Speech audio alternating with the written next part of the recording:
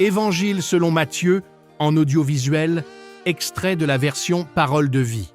Pour ne pas manquer nos prochaines vidéos, abonnez-vous sur notre chaîne Fontaine d'en haut. Évangile de Matthieu, chapitre 16. 1. Les pharisiens et les sadducéens s'approchent de Jésus. Ils veulent lui tendre un piège. Ils lui demandent « Fais un miracle devant nous.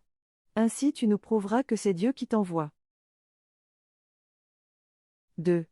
Jésus leur répond « Au coucher du soleil, quand le ciel est rouge, vous dites « Il va faire beau. » 3. Et le matin, quand le ciel est rouge foncé, vous dites « Aujourd'hui, il va faire mauvais temps. » Quand vous regardez le ciel, vous savez quel temps il va faire. Mais les choses qui se passent maintenant, vous ne savez pas ce qu'elles veulent dire. Pourquoi donc ? 4. Les gens d'aujourd'hui sont mauvais et infidèles à Dieu. Ils demandent un miracle.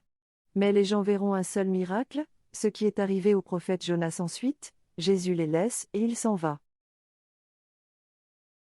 5. Les disciples passent de l'autre côté du lac. Ils ont oublié de prendre du pain. 6. Jésus leur dit, « Faites attention. Méfiez-vous du levain des pharisiens et des sadducéens. »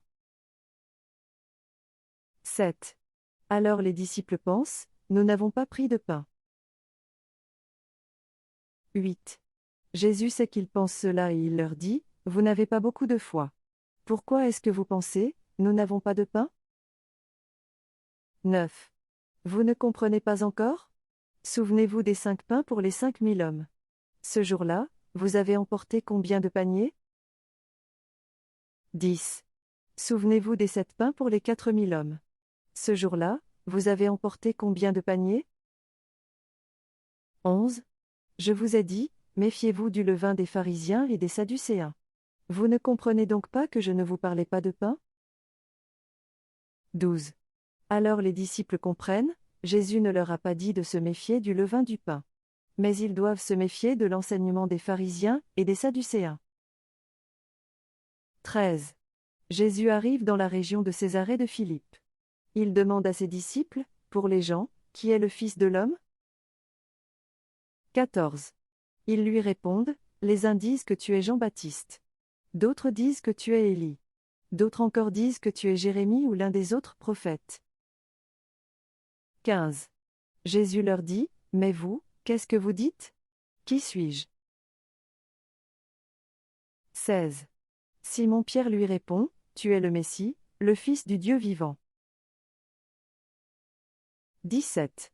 Alors Jésus lui dit, Simon, fils de Jean, tu es heureux. En effet, ce n'est pas une personne humaine qui t'a fait connaître cela, mais c'est mon Père qui est dans les cieux. 18.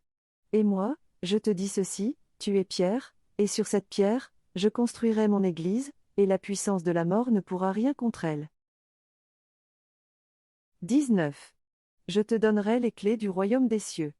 Ce que tu refuseras sur la terre, on le refusera dans les cieux.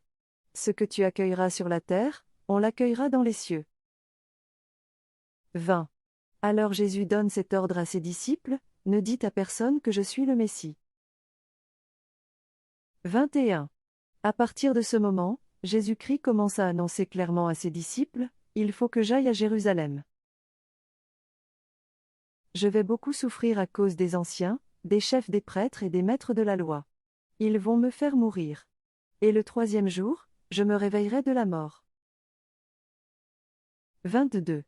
Alors Pierre prend Jésus à part et il se met à lui faire des reproches.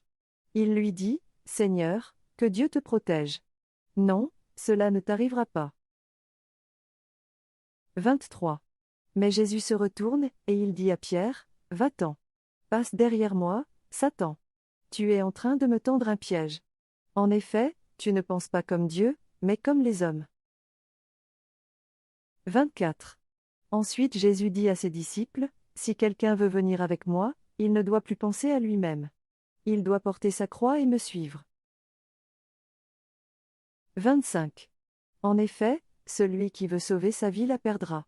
Mais celui qui perdra sa vie à cause de moi, la retrouvera. 26. Si une personne gagne toutes les richesses du monde, mais si elle perd sa vie, À quoi cela lui sert-il? Qu'est-ce qu'on peut payer en échange de la vie?